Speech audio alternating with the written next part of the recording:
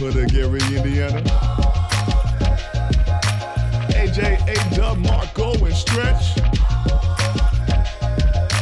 Keeping it forthright, vulnerable, and it's the Informilly Honest podcast. We up in here being honest. Gonna keep it honest. Gonna keep it honest. Gonna keep it honest.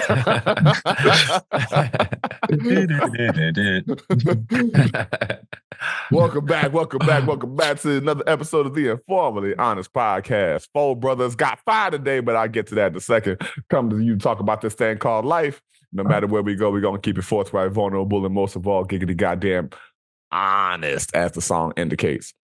Fellas, we got a special guest on the podcast, returning guest. Fuck Alfred, because he's worth more than a penny.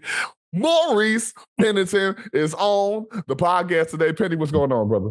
What's good? What's good, y'all? What's happening? Yo. Happy to have you back on the podcast, bro. Appreciate it. And for the record, he told me to sing Chameleonaire. I did not do that to make fun of the fact that he looks like Chameleon.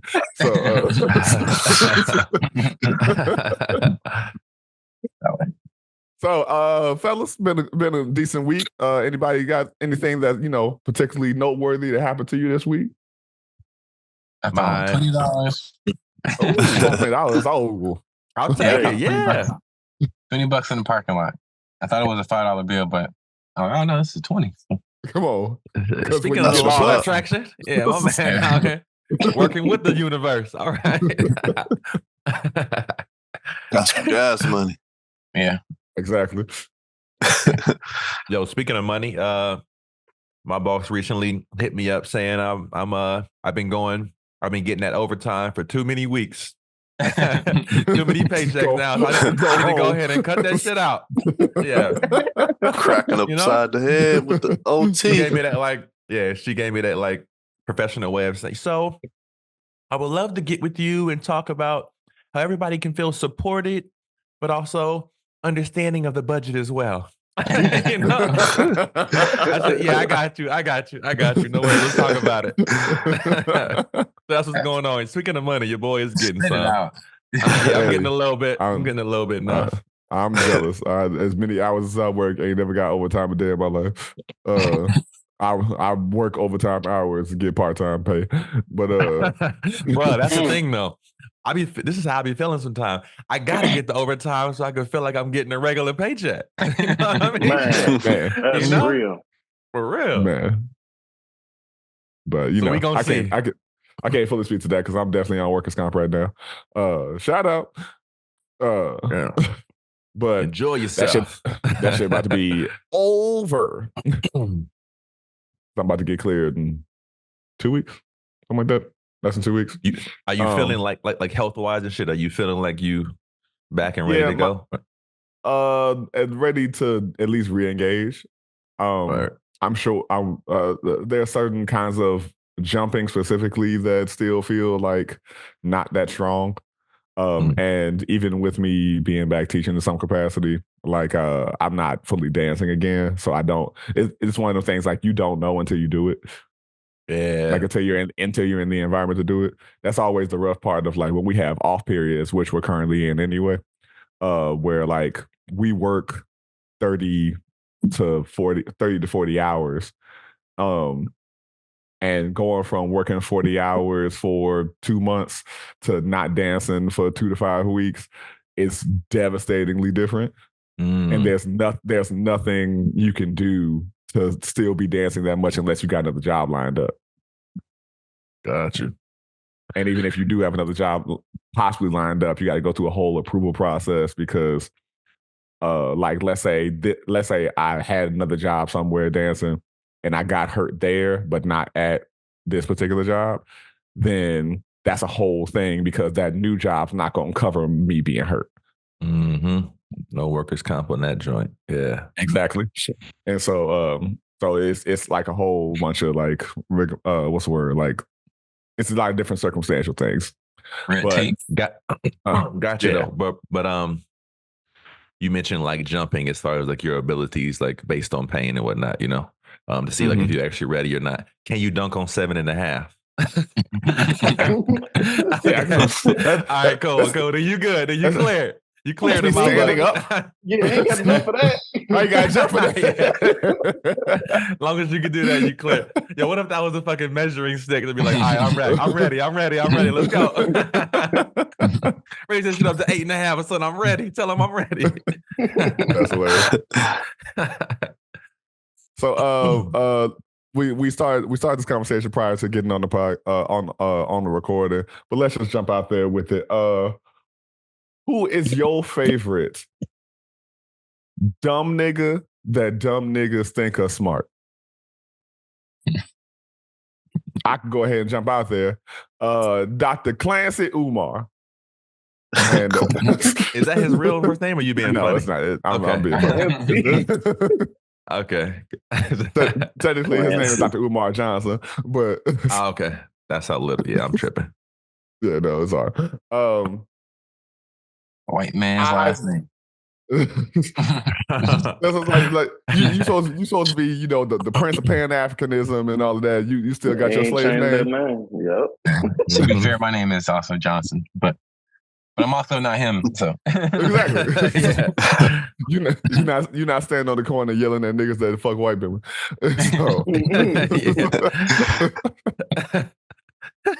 So he's objectively funny for as horrible a person as he is. And bring him up in particular because his current dumbassery is he's defending Diddy. Talking about he's taking this stance that, you know, most dumb niggas will take, where they don't fully acknowledge anything pro women ever. And so we all saw this hotel video of Diddy beating the ever loving shit out of Cassie. Trigger warning to people who, you know, and we know, you know, the was it sex trafficking because he was moving sex workers across state lines, yada yada yada, and racketeering. But niggas want to focus on, you know, the 1,000 bottles of baby oil, which is egregious. I agree. And hilarious. It is. That motherfucker is the lowest hanging fruit to make jokes about. He is ready at any moment, man.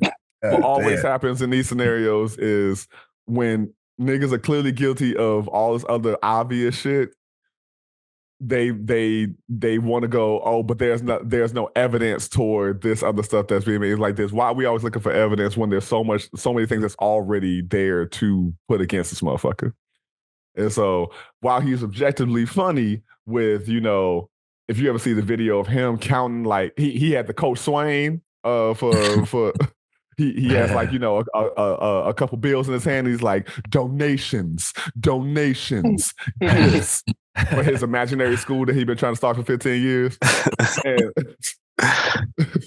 And anytime he talks about the women that he clearly is just trying to fuck because he, you know, he takes that hypocritical stance where he's like, you know, if I want at least 2 queens on my arms, but, you know, I got to know that I'm the only king in your life. This nigga actually refers to himself as King Kong, which is just wow, I didn't know ironic. I didn't know that. That's hilarious, bro.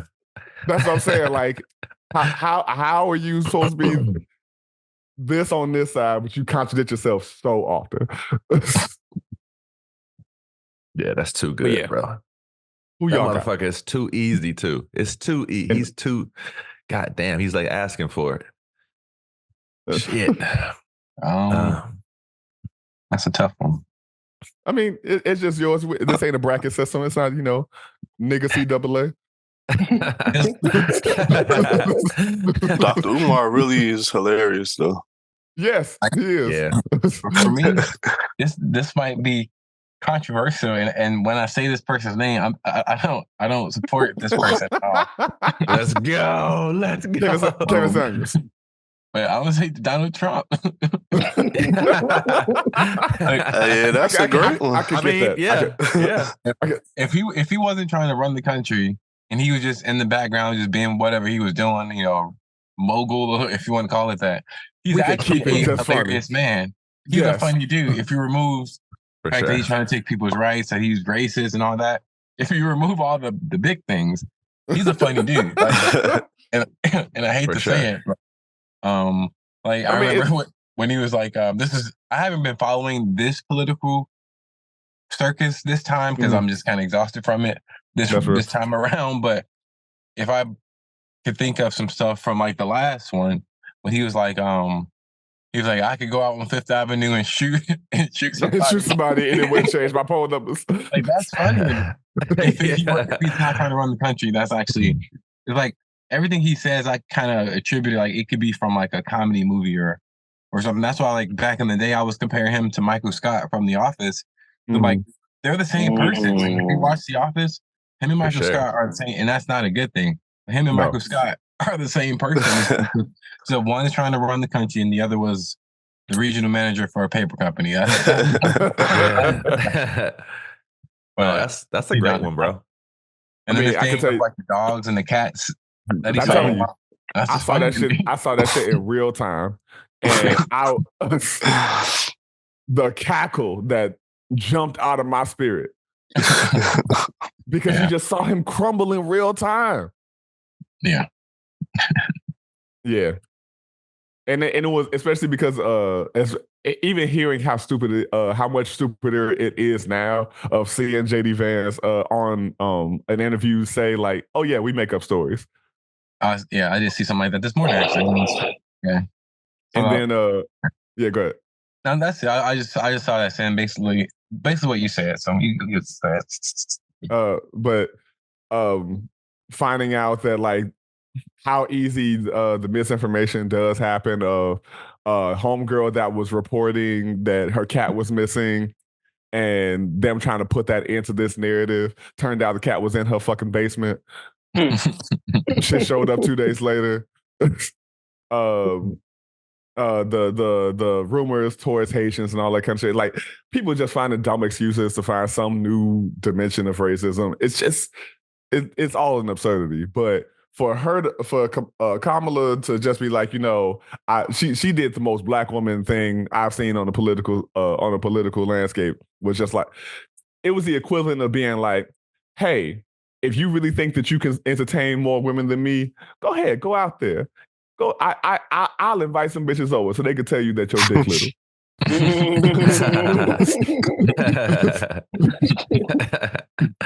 You can leave more people unsatisfied than you already leave me. By saying like, I invite you to go to his rallies and see that people are leaving early. They're bored. They're confused. They're eating the dogs. They're eating the cats. It was within 30 seconds. So yeah, I no answer. He just reverted to that. That's funny. I agree with you. If it wasn't a thing of he was in a position to actually influence too many people and put too many other people in danger and all that kind of stuff, yes, he is objectively funny because it's just absurd. Yeah. Yeah. I don't like. I guess that speaks to the topic. I don't like when people just say, "Well, he's entertaining and he's a motivating person to get behind and stuff like that." Like, y'all don't care about any of the important stuff. Y'all just care that he entertains me good. So hey, let's go. Motivated to do what? Yeah, exactly. Well, we know who he motivates, but yes. I just want them to admit that. Yeah. Anybody that will say that. Penny, who you got? Well, I was kind of thinking more on like a group level.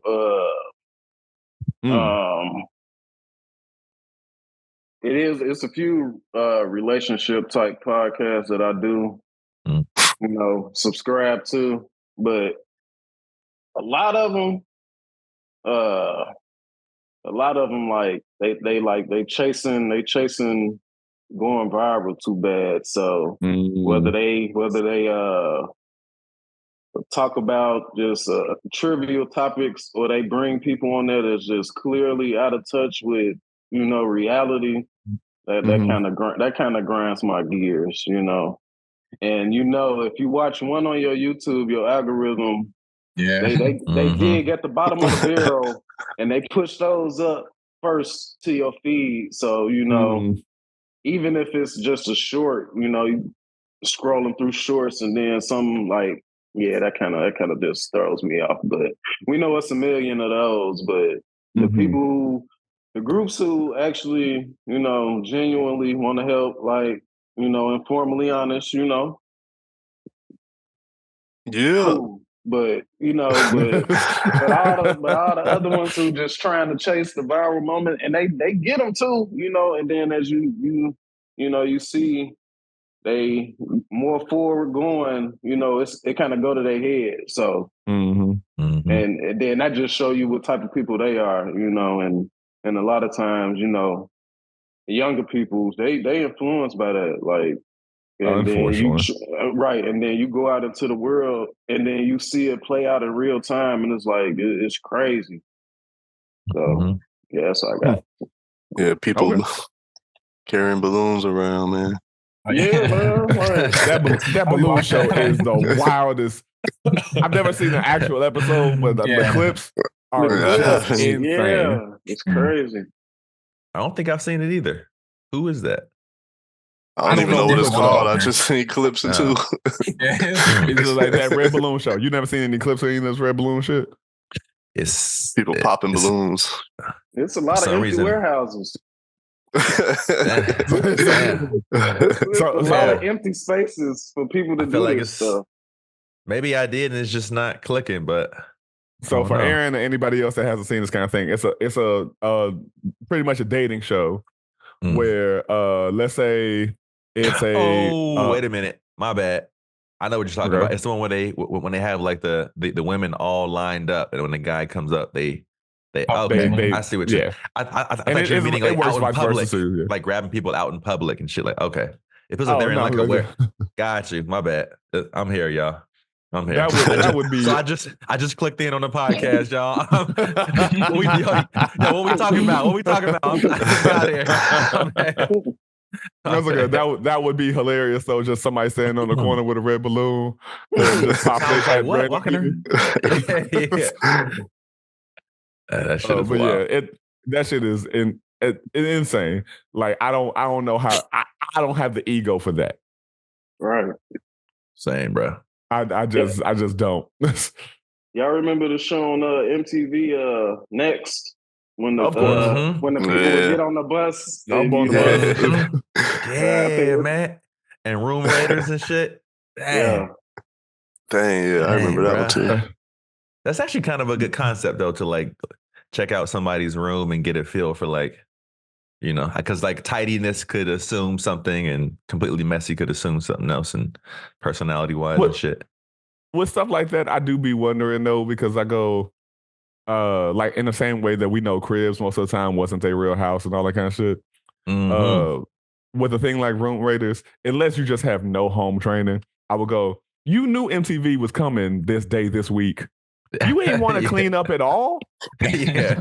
Like they just be faking sleeping and shit. Like, come on, dog. Get the fuck out of the bed. Like you knew they were coming. Like, and so I'm like, you either did this because you wanted your 15 seconds of fame for being some kind of messy motherfucker, or the producers was like, hey, we had a lot of clean episodes. You mind, like, you care about being like a dirty motherfucker today? Like, I just come out with one sock on. Come on, man. A lot of people these days don't even have rooms. They wouldn't even be able to do the show. Yeah, true, bro. Motherfucker on the couch. Like people be flexing hard for the gram, and they like being shambles in real life, and man. It's crazy, real, man. Yeah, for real, bro. Hey, Maurice, can you name one of those groups you're talking about though? I know you were saying like a bunch of groups be on some bullshit. I ain't shooting no shots, man. I ain't okay. He didn't want to name drop. My bad.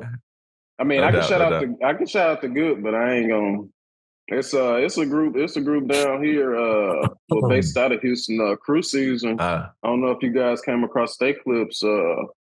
They pretty cool. You know. Okay. You said crew season?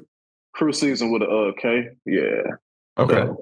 Yeah, they pretty cool. Like they got a lot of content, but I like it because they're around our age, so you know you kind of relate. You know, they go on hot topics, you know, and they push the right buttons. I would say, you know, but they push the right buttons but they still genuine. They want to see people improve both sides. It's just not trying to keep the gender war going, you know. So yeah, I like that. Shout out to Nuance, man. Yeah, shout out to them. Man, I'm checking them out today. A lot of these gender war conversations always kind of irritate me because it just shows people like limited view of the other side or even their own capabilities or perspectives. That's just like, or it's always kind of trying to fit into some neglectful ass mold of what a man is, what a woman is, how you're supposed to relate to each other, like all that. Yeah. And I get it, like you're just trying to make content, but I don't know that I'll ever necessarily get sacrificing your like what you actually believe or what the truth actually is or whatever the nuance of the conversation is for the sake of trying to be viral or trying to just trying to make sure you still got content to make. I mean, and maybe it's because we ain't making no money on this podcast. Once we start once we start making money shit like that, and you know, whoever the fuck it, Whole Foods is our fucking sponsor, they're like, hey, you know, you can't, you know, talk about this subject. And I'm gonna be like, well, pussy is organic. So yeah, aisle 5, motherfucker. We stay in that. Stay in aisle 5, baby. Clean up, motherfucker. Sometimes I wonder if it, like, I was watching this thing the other day. It was a guy, and it was probably like 10 women he was talking to at one time, basically. And they all were saying similar things. It was probably like one or two that was like deviating from the scripts, I would say. But I wonder if they just randomize like who they get on these things, or they try to get people a similar mindset, because they're all saying like similar things. And I was like, I'll bring one of them up because they was talking about men. Like they was talking about the Kevin Samuels thing, like about men who exploit their options. And they all were pretty much saying like it's a financial thing. And I was just like, y'all really think, like, I guess for them, they were saying like you can't be trying to have multiple women if you're not in a certain financial place, financial bracket or whatever. But and I'm like, do y'all think men, as soon as they get rich, now they feel like this is something they want to explore, or is just like? Well, I think that's what gets perpetuated is that every relationship, especially for men, is going to be transactional. And you are not allotted the space to make transactional relationships if you are not in a financial place to do so. Is like the perspective that I see happening most of the time. So every interaction that you have with a woman is going to be based on what you can financially provide for her, materialistic provide for her, lifestyle you provide for her. And the woman is going to be, what do I need to do to me to make myself appealing for you to make these transactions for me? And that's kind of the blanket thing for every fucking conversation around the shit that makes no sense and does not allot people the chance to just be fucking people. And like you don't like anybody that you're around because you don't even fucking know them most likely. And then it brought up a certain thing. I know we got to get through the topic, but it brought up a certain thing. It brought up this. All right. It brought up this certain thing of something, by the way. Yeah, I didn't. I don't know how strict we want to be to the plan, but you good. It brought up something else interesting, like about how they were talking about Wild 'N Out, who Nick Cannon. and all of his kids, like he's bringing into this world. You do got one in every state for sure. And they were like saying like, man, he's like really a degenerate, and it is kind of irresponsible to have so many kids with you being one person. Absolutely. So yeah, I was agreeing with that, and then they were talking about Kiki Wyatt. She has like, not sure who that is. She basically has a bunch of kids too with different men, and they were saying like, yo, she's not a degenerate because in her relationships she tries to get married. So it was just interesting to see like most of the women there were that they were just trying to compare and contrast women who live like Nick Cannon, and a lot of them were saying like, well, since she tries marriages, then it's different. And I just thought that was interesting because they're both doing the same thing, and whether or not, a lot of people are not genuine in trying to get married, or some women. I'm saying women specifically because that's what we compare. I'm not saying that men don't do that, but it was just interesting to compare those two because it's like they almost doing the same thing. It's coming from the same place. It's almost like, is one sin worse than the other if it's both? Yeah, I see what you're saying. Yeah. I don't necessarily know that factor makes as much, if it's as relevant, the whole marriage factor of it. Because at the end of the day, the thing about having the kids is, are both parents going to be present, and how much can they be? The main irresponsibility with Nick Cannon, since we're on the subject, is this nigga got like 14 kids by 12 different women. It's impossible to be a present father in all those kids' lives. It's impossible. Yeah, it is. The thing about Kiki Wyatt, I don't know. And my assumption is that she got majority custody of most of them kids. They're going to be around her all the time. But if I don't know if it's a lot of fathers, if it's a lot of different fathers, it's a similar. I'm saying it's a similar situation. It's a similar situation, but the thing for Nick Cannon's kids is Nick Cannon's kids are all living with their mothers. So he's the one that's got to move around and whatnot. Yeah. If all her kids are with her, it is the irresponsible part that there are so many baby fathers. I don't know how many there are, yada, yada, yada. So I could be speaking irresponsibly.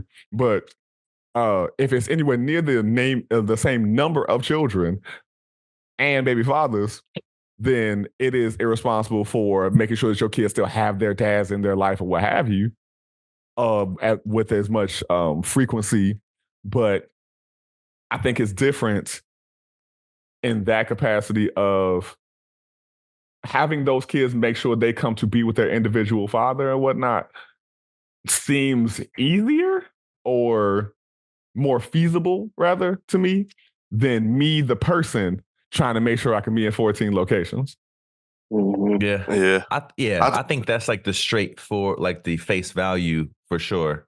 Right. Without knowing any real details. I think going back to kind of what Marcus was saying to me is like the space they were in when they were like both seeking whatever the fuck. The point is, whatever the fuck they both were seeking, they haven't gotten it. So clearly try a different route.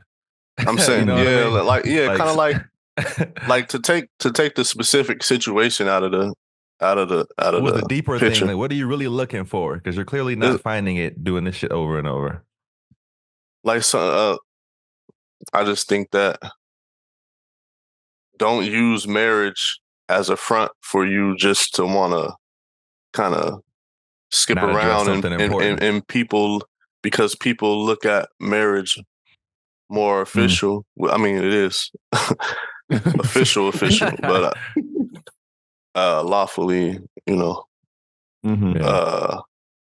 but the behavior is still there where you're like, you just, testing testing the waters. That's real. Yeah. A lot. super real. You'd be surprised how many people just have like 3 or 4 marriages. Oh, I'm not surprised at all. I think that's. I think you got too much money to waste if you do that.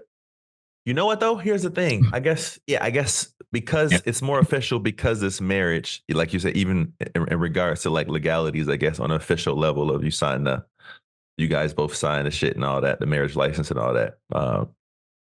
But to some degree, like we're all kind of testing the waters and trying. That's kind of part of life.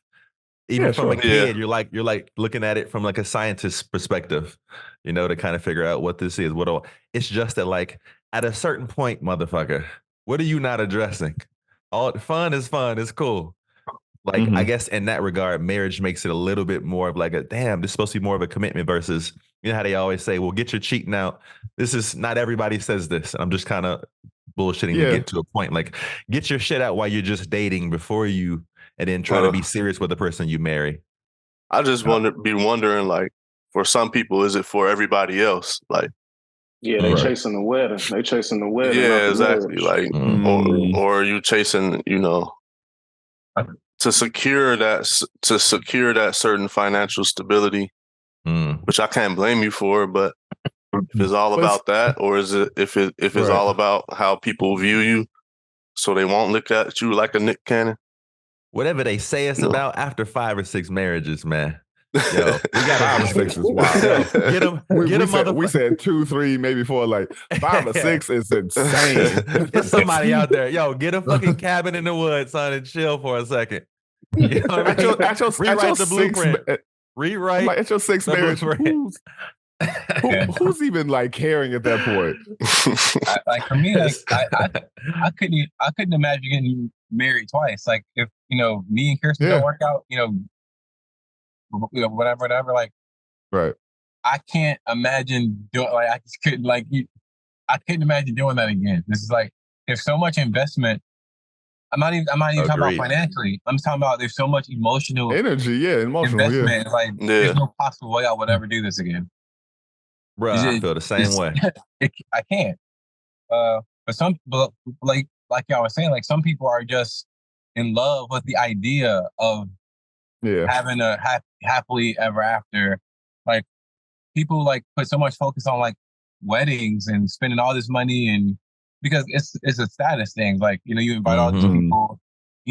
Like look what I'm doing. Look what we got. We spend all this money on this wedding. Look at my ring. Look at my dress.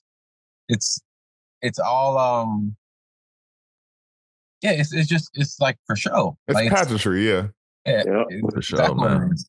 And I don't, for life of me, I don't understand why people continue to do this when, like, you already know there's no.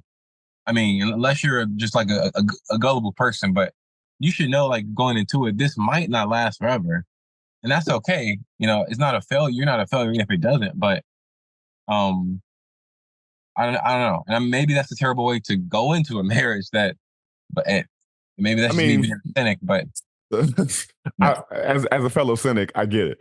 But I do think it's a thing of, because I've also asked the question, like, what is it about this wedding and wedding industrial complex that's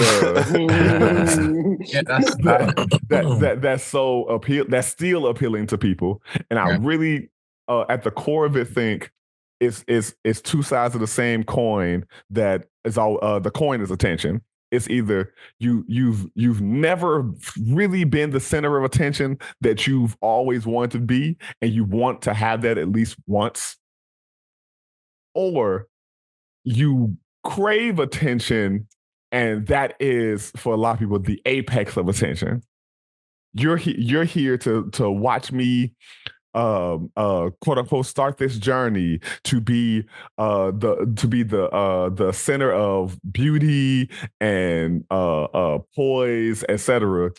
So because I just don't see another reason. We will spend thousands upon thousands of dollars so that I can be acknowledged, or me and that nigga can be acknowledged as everyone's focus for a couple hours. A couple of them. Mm-hmm. And I'm we look at niggas in the 40s and the 50s and all that shit. When you look at old photo albums of my grandparents were married for like 60, 70 years or something like that. They got married days or something like that, weeks after he got back from World War II.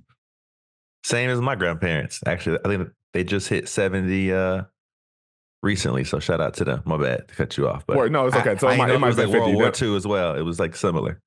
It might have been 50 years. Them niggas been dead for a while, and so I know we had that kind of common ground between us, dog. That's all I'm saying. You know what I mean? Absolutely. Shout out to Dan and Hattie, but they when I remember when they hit their 50-year anniversary, she still had photo albums. There might have been a VHS. Like the way they held on to that moment is because they knew, like, oh, we're never going to have this kind of attention again. There's no reason for us in the lives that we're leading to ever have that amount of attention again. And they'll, they put it under the guise, not them specifically, but everybody puts it under the guise of like, oh my goodness, it was the happiest day of my life. Oh my goodness, it was, I've never had so much joy surrounding me and love surrounding me. And it's like, yeah, because you fucking paid for it. I'm gonna laugh at that. You prostituted people's love and attention. All right, now I'm with you on that. I'm with you on a lot of it, but there is a there's a celebration. I'm not saying it doesn't exist. Yeah. I'm saying the root of it. How is it still like weddings and death? Weddings and death are the main industries that makes no sense of why they're still so expensive. I agree. So that's why they're expensive. Wholeheartedly. Yeah. The marketing and shit. You can like still touch those particular, states in people, those particular desires in people, because yeah. Well, motherfuckers still looking at you crazy when you're not married at a certain age or don't have a kid or whatever, Well, no, they're so expensive because the entrepreneurs that get into those businesses, they realize, okay, these are two things that are going to happen no matter who's on this planet. People are going to die. People are going to get married. So we're going to take advantage of that. Right. But it happens because of interest, because enough people are still interested, and find value in it. The marketing, well, you don't even have to market it because you're selling emotion. Like, and when you can, you're selling love and grief. Love for obviously wedding, grief for the funerals and stuff, but when someone's grieving, they're going to just close their eyes and just pay you like, here, take my money. When someone's in love, quote unquote, here, take my money. Because these are these not extreme, but these are these powerful emotions that people are willing to, to pay a lot of money, to, like me being a photographer, not professional or anything, but like just knowing a lot of photographers, people will charge a ridiculous amount of money for wedding photos. Not because they're working any more or less harder than they would doing any other type of shoot, but it's because they know that the couple is going to pay for the photos. It's just that simple. They know they can. Yeah. Like you could like go shoot an event, like a birthday party, and like, okay, my rate will be $500. You do a wedding and you spend the same amount of time at the wedding, it's going to be $3,000, $4,000, just because it's a wedding, and that's the only difference. And that goes for catering. They up their prices. They go all of the different, subcontractors. I'll call them that. Weddings. Their rates are through the roof simply because it's a wedding, not because they're working that much harder. Although there is a different level of stress that comes with a wedding because it's a wedding. People are freaking out. That's why I stopped doing weddings because. It's just stressful. You got the brides that are going crazy and they want everything to be perfect and this and that. And like that's just type of stress I'm not willing to work under. So me, that's exactly what our wedding photographer told us. Adam is like that same thing. Like she'll leave a lot. Like before she stopped doing it, she would leave those weddings feeling like she didn't learn anything genuine about the actual couple. Yeah, it's all like because perfect is really, it needs to look like what I've seen before. My idea of perfect is what I've seen 1,000 times. And she was like, the reason why I asked you guys all these questions and questionnaires and like had all these in-person and video conference calls is because I want to like feel like I know more about you after this. Yeah, that's valid. You know? Because I did a shoot with Paul. We all know Paul, right? Yeah. In fact, he was the guy I was doing like the weddings with. I was just serving as his second shooter. Basically, you're just the person getting the shots they can't get, obviously, because they can't get everything. So he would be like the main person, and I would just basically be his backup. But but even that was stressful. So I'm like, I'm good, man. Like you can do this by yourself or find somebody else. I'm not willing to do this anymore. But we did a engagement shoot for this young couple, and she gave us like these reference photos, and me being the artist that I am, like, oh, cool, reference photo. I'm gonna reference these, and this is how you look. I didn't know you wanted us to literally recreate those. Yeah, so, we just looked at the inspiration, like, oh, thank you, because most people don't even give you that, but which I'm okay with actually, because I actually like going at it myself and figuring out what that's the fun part about being an artist. So we thought that just kind of use this as a reference. So she was pissed off that we didn't literally recreate the photo. I'm like, that's not really what any artist would want to do. Like nobody wants to just do something like, here, do this. It's just that's not. As per usual, a lot of times motherfuckers who are not artists do not know how art works, or they don't consider what you do art. Yeah, that's valid too. Yeah, because they used to, like just taking pictures. This will always happen to me with industries where people have access to it without needing to know any kind of technical ability to be considered good at it. Yeah. I've learned that. Like, I've definitely learned, specifically with photography, because people look at it, oh, you're just pressing the button, and it's like, yeah, of course, that is how this particular camera works. That's but how the function is. There's so much more than that. And that's why there's good photographers, there's bad photographers, there's amazing photographers, and everything in between. And it's not because this person's camera is more expensive than that person. Although, of course, there are better cameras than other cameras, but a really good photographer can take an average camera and probably do something decent work with it. That's just. Right. But it's a reason why some people can make it look easy, not because it is. It's because of what they have the fucking time. Yeah. Yeah, it's knowledge. Like there's so much there's so much just knowledge about. I'm not going to be a nerd, but there's just so much lighting and this and that and framing and composition. There's so many. Like the same way a painter learns all of these different concepts to be a better painter or whatever, insert art. It doesn't even matter the things, insert. There's so many different things you have to learn to become great at that thing. And people don't think that's the same with photography. So, and welcome to not welcome, but like, that's my life. Yeah, I can imagine. I'm telling you, I really think not the only factor, but a primary factor for why dance gets shit on so much is because it's accessible to everybody. Yeah. It's like, as long as people really think, as long as you're moving the music, you don't even have to fucking be on beat. As long as you're moving the music, like you're dancing, and then people will shit on it. So it's like, I just thought of y'all know that dude light skin Monte? Never heard. That sounds hilarious though. Y'all Please probably tell seen me him. More, y'all probably seen him on some social, but he just be dancing real crazy. Like he got a funny face, but he just be dancing real super fast, like hyper fast, like the skinny dude. You probably seen him. It's hilarious though. Oh man. And all power to him. You find out a way to make your money doing it, do it. But it is that literal thing of like, that's a common experience, I think, where particular forms of art have easy accessibility to the average person. They think, oh, because I either have I can just get expensive equipment. That's not you doing anything special when it comes to photography. Oh, I know how to, wiggle my arms, gyrate my pelvis, or throw my ass in some geometrical shape. That means I can dance. Like, oh, I know colors. I know if I mix blue and purple to get blue and red together, I'm gonna get purple. So let me go paint this real quick. Like, that doesn't make you a good painter. Like, it is that really for real, yo. when things are just easily accessible, people, I don't have a better term. I'm about to say take for granted. That's not what I mean.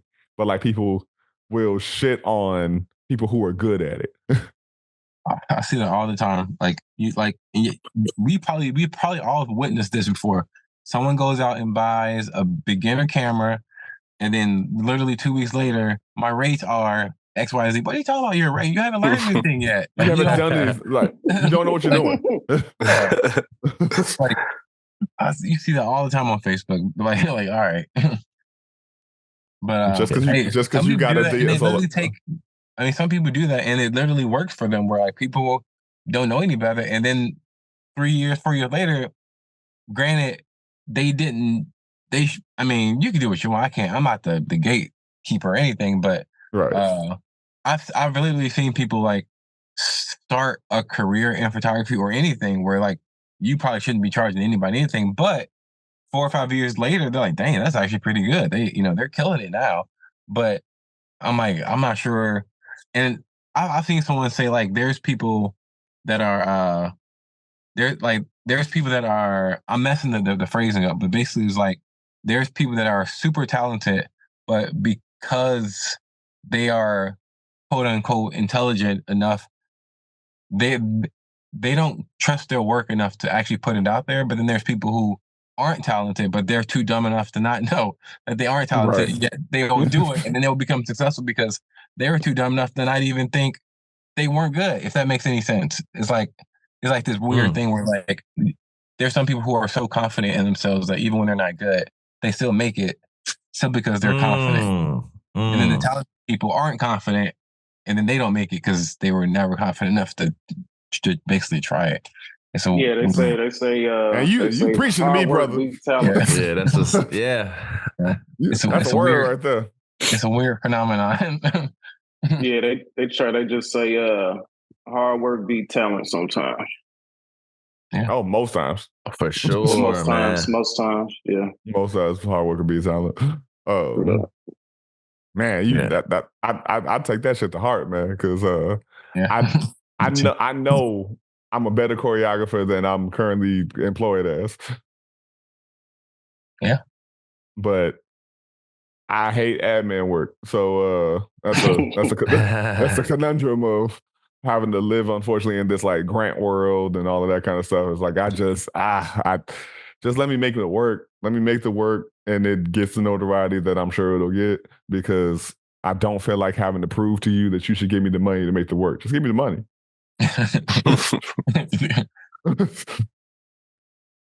But there's a whole lot of people out there who are very good at that part of it, and they keep getting funded to make mediocre ass work.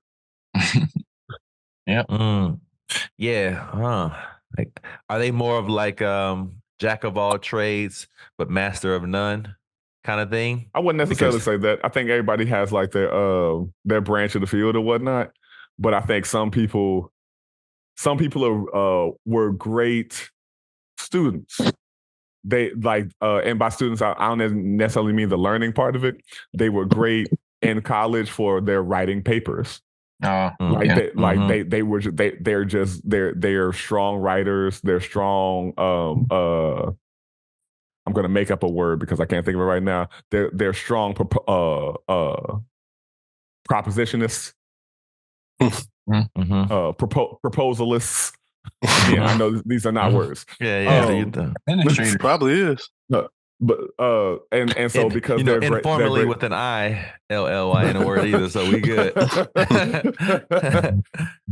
Like they're really strong at doing those things. They can get into those rooms and schmooze with the people.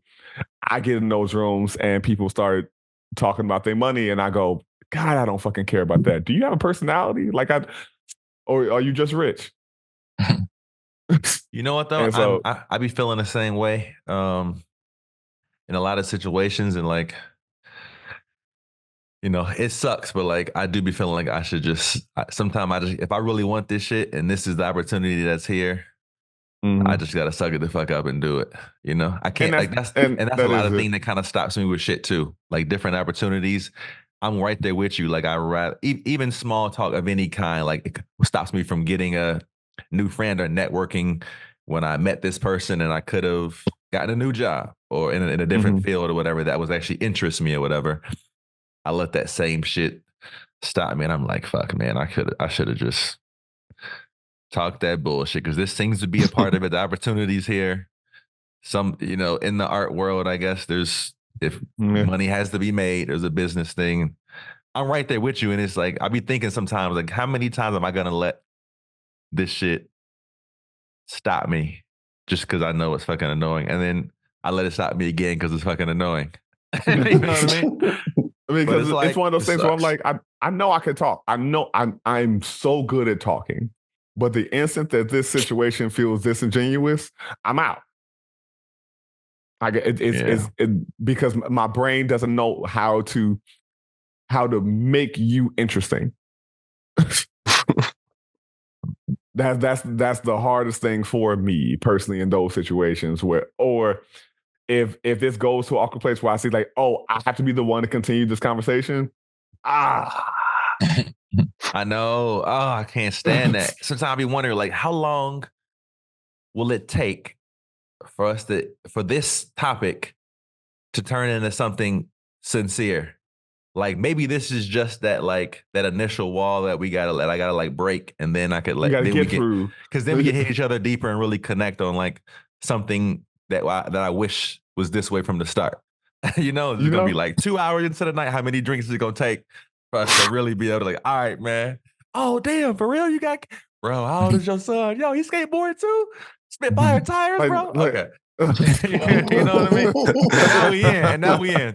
We laughed a couple of times. It was cathartic. It was real. Right. Now we in. I'm like, okay. Shit. Yeah. Like a lot, too many conversations these days kind of feels like, do y'all watch that Netflix show, The Circle? I do. Because it's an entertaining ass show, but it's a whole the whole premise of the show is they put probably like a clean dozen to 15 people in the house, like 8 people at a time, to only communicate with each other via text in the screens and cameras through their house. And at the end of it, it's a popularity contest. The way you survive the game is by being the most popular. I'm like, I don't know how long I would last on this show because there's certain words that they keep, words like genuine and authentic that they keep on saying with each other.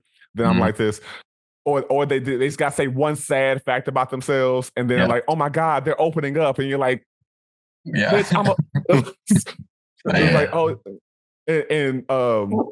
and what pissed me off most in spoiler alert for people who ain't watched all the way up to the current episode.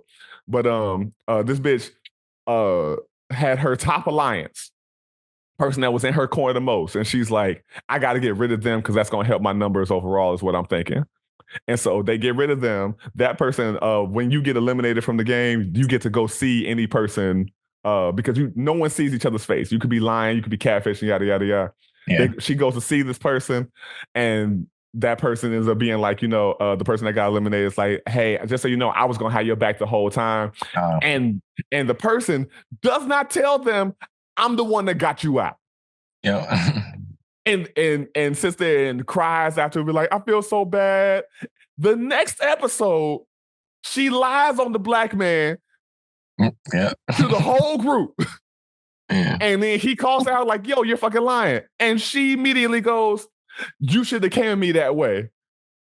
What? I'll bring all this up to say, she's telling all these people while she's lying, I'm a genuine person, I'm authentic, you should believe me. And I'm going, it is hard for me to invest in people's conversations when I can clearly see that you're lying. You know you lying. And you're like, yeah, I just feel like we don't really connect on anything. Bitch, of course not. You didn't come to this conversation honestly. Yeah, I know exactly. Some people connect with lying. Yeah. Yeah. That's a bar. Yeah. Hey, sometimes though too, I be thinking that like I be holding myself back in moments just by not acknowledge like the whatever I can feel it coming. It's like, oh, here it comes again. Like this is I'm back in this situation. I'm here. I'm acknowledging the shit. I'm acknowledging how I'm feeling about it. I should just be like, yo, this is currently awkward for me.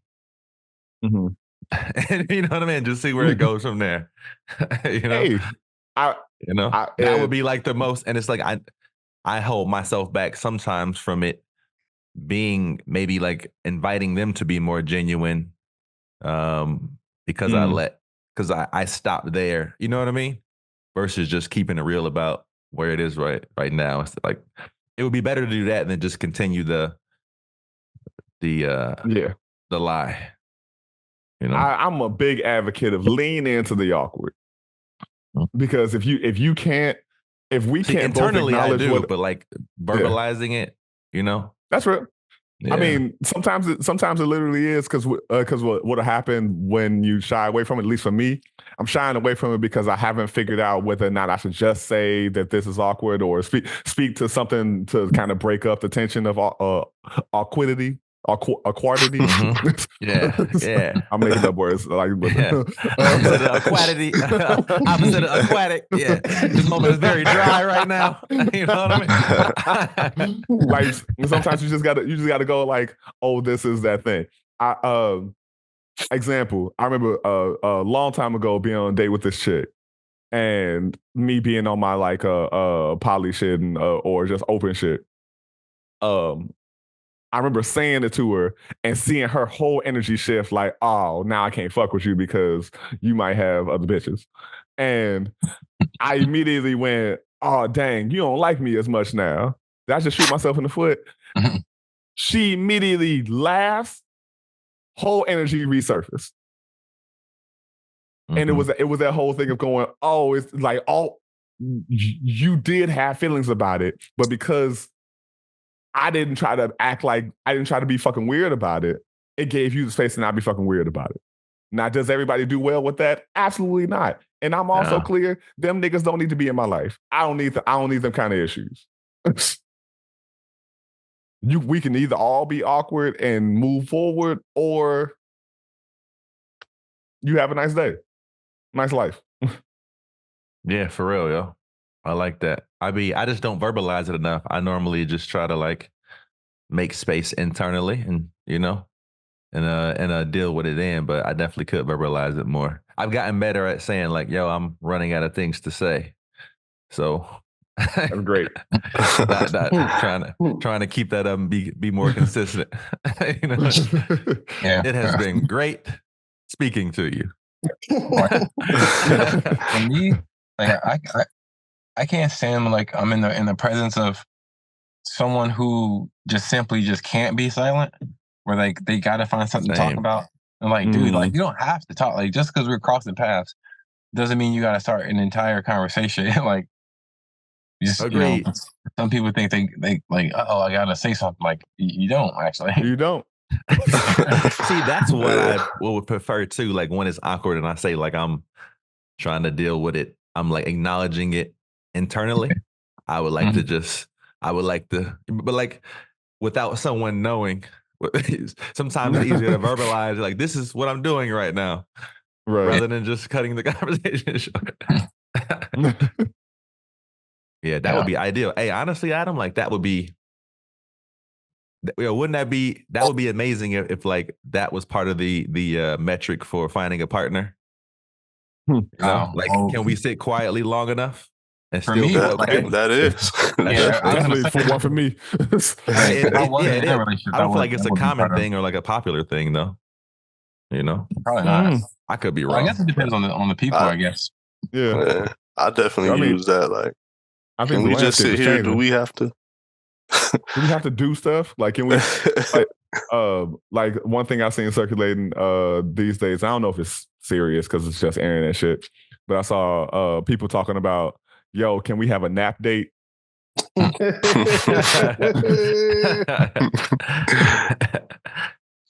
Yeah, I've heard that a few times. Yeah. For me, I like the idea. Like I've been doing this more often. Like I'll listen to a podcast, but just that, like just literally sit lay in the bed and just listen to a podcast versus me driving somewhere or it being active. Because I figure like that's probably what people used to do, like not podcast, but radio or read a book even. It's like, and I've been trying to do that where like I actually do it like with Kirsten. We've done it probably like once, but it's just a completely. It's not that different, but it's different for 2024. I guess it is just like it does feel like a little odd at first to just to just lay there. Sure. But it's nice though. It's like it's nice to just kind of like chill out, and not always be super stimulated. I guess visually. Yeah. Man, and absolutely. Yeah. Absolutely. Literally. Yeah. Penny, how do you do in these awkward situations? I guess I missed the question because my headphones died. But just gauging from what you guys was talking about, I try to be as concise and straightforward as possible because down here in Houston, people like to talk a lot. So me, I'm reserved, So I got to warm up to people before I open up and do all that. But down here in Texas, you can go to the grocery store, gas station, you can be doing whatever, and somebody will spark a conversation with you. So I've actually gotten better, just small talk in general. But even still, if I ain't feeling it, I speak, be polite, ain't gonna be an a-hole about it because you never know what people going through. But exactly, depending on the type of energy that the other person is giving, you might feel in the space where I can, elaborate a little more. I would say that would be true for when I'm in the bowling environment. Bowling leagues and going to tournaments, traveling around and just meeting people, Yo, real quick, I just want to say something about that before let me just cut you off really quick. I just want to say shout out to you for keeping up with that shit for so long, bro. Clearly you love that shit and it makes me feel good when I hear somebody be like so into something and have longevity in something that they enjoy for so long, dog. So for sure, shout out to you, bro. That's wonderful to hear. Appreciate it, man. Yeah, I went pro a couple years ago. Oh, this motherfucker ain't playing. What? That's what's up. Man, no. He was trying to be modest and shit. This motherfucker. I see the shirt. I'm like, I know that we shirt. We got a pro on the podcast today, ladies and gentlemen. Right, yeah. Damn it. I went pro a couple years. Yeah. I ain't won shit, but yeah, I went pro. Yeah, that's dope. Yeah. Still dope, man. Yes. Just like we talked about art, bro. Just like we talked about like different things of art. Like you make that shit look easy for a reason. Time and energy, man. Yeah, and I would never be wild enough to think like, oh man, if I played with Maurice right now, like we gonna have the same game. No. I'm barely breaking 100. Man's average is 275. I wish, man, I'd be on TV if it was, man. Sure, right? You can knock about 60 pins off of that. That's what I'm at. Still. You breaking 2. I ain't never broke 2 in my life. I ain't have been near 2 in my life. And that's what the bumper's on. Yeah, like I went bowling like maybe 2 months ago, and I didn't get over like 70 points. It's hard to be consistent, man. It's crazy to have that same routine, and then Then I found out about the lanes, how the lanes are different and the oils and all that stuff. I'm like, there's more to this than we think. Like, it's crazy. Always is. Yeah, it's more than what you see, A lot of your life is changing, bro. You really gotta adjust. You consistent and your life is changing around you. You getting different, like who knows what's happening around you, and you still sticking to the same fucking thing. Like no excuses made, bro. That's like if you want to be really good at something, like you just gotta suck it the fuck up. Find a way. Shout out to bowling, man. It really kept me grounded when I was going through, certain situations. So to always be able to fall back on that, and shout out to my uncle. He put me on bowling since I was maybe 8 or 9. So, in between the bowling, it was lessons, and later on in life, I was able to apply that to stuff outside of bowl, and hey, this motherfucker sounded like a sensei. Bro, that shit. Hey, I'm touched. Consider me touched. Goddamn it, no Diddy. Consider me touched, man. For sure, man. For sure. Real, bro. I'm just I get my rocks off on that kind of shit. I guess that's what's up, bro. For real. You on one for the last 2 minutes, Aaron. Yeah, he letting it all fly. I ain't addressed any of these. Suck it up. Get my rocks off. Feel touched. Feel touched. I guess y'all know, dude. I just love and making parallels to sticking to something and in the beginning. It's hard to do, and it seems like it's hard to when life is changing around you. It's the thing that you have to commit to no matter what is going on, and it's the tough thing. But eventually, it becomes the thing that keeps you grounded when other things are stressed. Man. It's incredible because you stuck to it. Same thing with meditation and stuff. That's the world is the same in that way. It's that shit just feels good to hear, bro. Glad that's man. I had quit for 3 years. Did you see that to Marcus? I was like, yo, Marcus. I'm like, it's demon crawling behind you. But no, I'm with you on that. One of my teachers growing up, shout out to Dr. Elaine Anderson. Hello. She would always say, you can walk. You're fine. She used to always tell us freedom is found through discipline. Because everything that you hold on to in dance and whatnot, if you get the discipline, it'll free you up for anything that you're trying to do.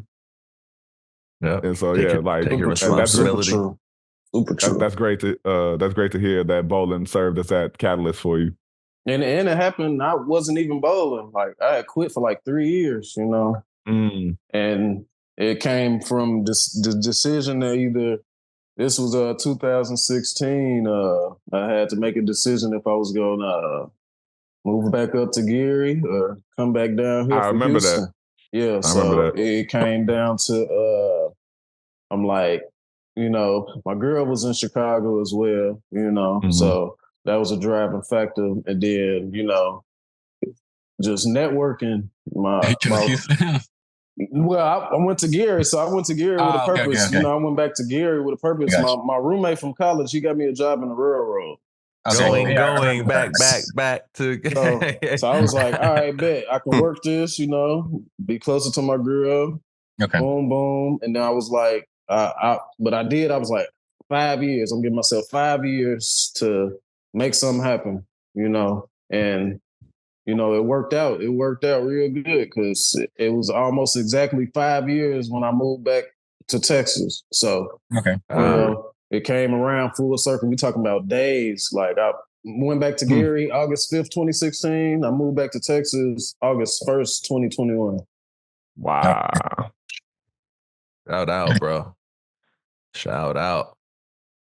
But yeah, man. So, yeah, man. So, we still trying to put it together, but, just stay consistent, just try to keep some peace. Working in the railroad is real chaotic. So, when I get off at 4 a.m, I get to detach, and just, bowl or, do whatever, whatever activities or vices I have, And, hey, let me ask you a quick question. Okay, well, you're not saying you bowling right when you get off.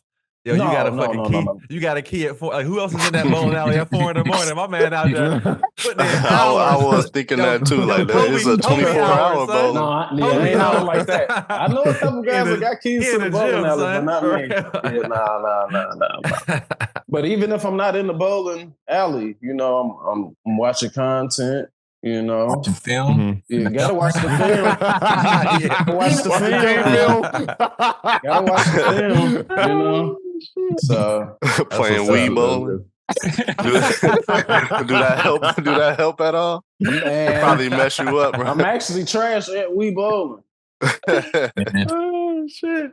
I mean, that's not that surprising because I remember a whole lot of people who could play guitar that couldn't play Guitar Hero.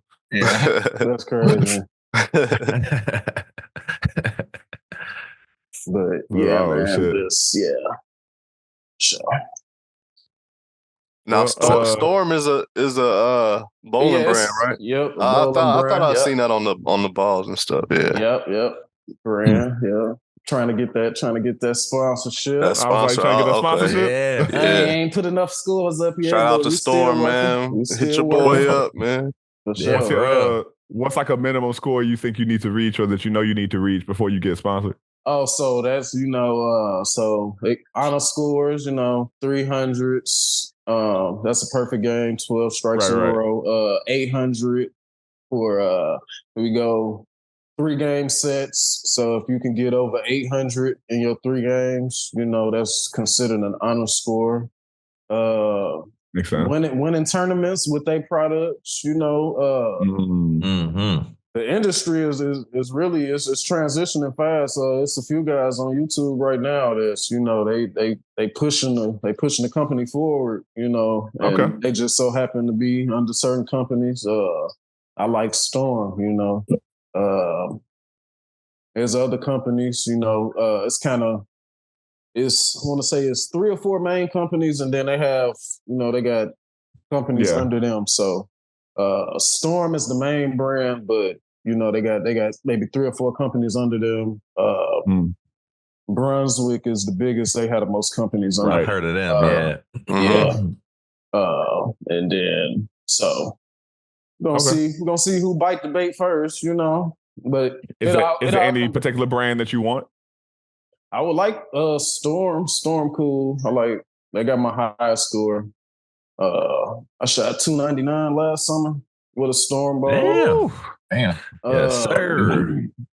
So, and I went to Nationals. I did Nationals in Chicago this spring. Won a couple dollars up there with some Storm equipment. So, Okay. This man is clearly out here living these principles. Storm, hook this motherfucker up. Hug him up. So he's out here being forthright, vulnerable, and can't get much better than $299. Yeah. Hug it up, Storm. So I got the $299 game. That's my personal highest as far as like sanction, official, that. And then my highest, I got close to 800 last year as well. I had 770. So I'm getting there. Do you record your games at all? I'm working on it. I'm not as consistent as I need to be. I definitely gotta up my game on that side. So I was gonna say, man, get you a tripod. I'm on a tripod right now. It's like, get that tripod, throw it up, get you an auxiliary battery so your phone don't die. Yep. Hit a dance up after every strike. Man, we can make you a viral sensation in a second, man. That way that $299 recorder, they're gonna be like, yo, you seen that nigga Pity, man? He do that move where he spin around a lot, like a pin. That Tiger Woods.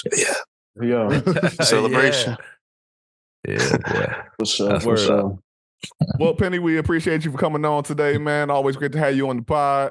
Always wish you much success. We didn't talk about it, but much congratulations to your engagement. Oh yeah, right on, man. Right on. Appreciate you. Congrats. Big congrats. Yeah, for sure. Shout out to Kashani. Yeah. Kashani. Excuse me, Kashani. I'm a phonetically challenged nigga. You good. You only met her once, so yeah, you this is also true. Bro.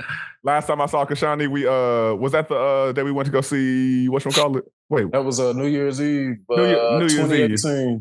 Well, 2019, but yeah. So it's been some years. But Kashani, much love. Appreciate y'all. Shout out to baby girl too, your daughter. Shout out to Giselle. Giselle, yep.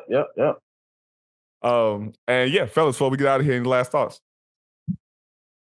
Since we shouting out, man, shout out to my mom. Got remarried. last week. Yeah. All right. Yo, yes, sir. Her and Fred.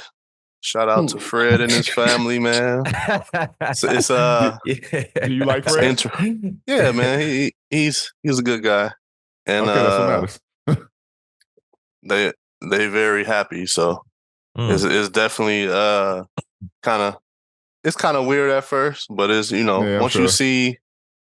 once you see your mom, your parents happy, how they interact, yeah, that's all that matters. Like especially everything she been through.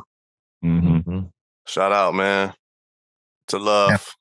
Yeah, man. Shout out to Fred. Also, happy belated to you, Marco. Your birthday was 2 days ago. Yeah. Thank you. First of us to hit 36. Yeah, getting up turned there, 36 man. First. I turned 36. Oh yeah, okay. You older. Yeah, absolutely right. I hit that. I got that one already. Finally, somebody. He said before fight, vulnerable and honest, motherfucker. I was first. You're right. I did not take you into account. About a month removed, but yeah, for sure. You got any grades coming in, man? Oh yeah, man. They up there somewhere. Oh, mine in the shadow of this bad lighting. Yeah. I got a whole patch down here. I got a bunch of green up here. Yeah, that's I got. It's up there. But shout out to it's just way back here where my hairline is. Just way back here. Anybody else? Man, you know what? It's just a good one, yo. Thank y'all. It's been real. Absolutely. Always glad for it. All right, party people. You know where to find us, Informally Honest, on everywhere. Informally Honest Podcast at gmail.com. If you want to write us in, tell us that you loved it, tell us that it sucked, tell us whatever you want to talk about, whatever it is, just give us some traction. Some clips will be going out this week. I'm going to listen to last week's episode with Lamar and then and get some clips made. And whether you laying down with your wife or you in the car, if you eating some mediocre chicken tenders from Raising Cane's, or whether or not you giving the good old slurp or separating the flaps of your lovely coochie, then you please keep it forthright, vulnerable, and most of all, keep it giggity goddamn honest.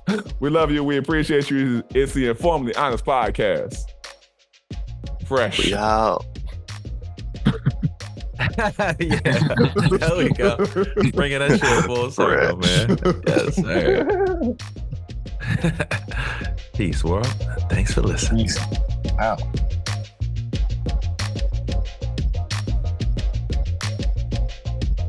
Four brothers from the Miller neighborhood of Gary, Indiana. Four brothers from the Miller neighborhood of Gary, Indiana.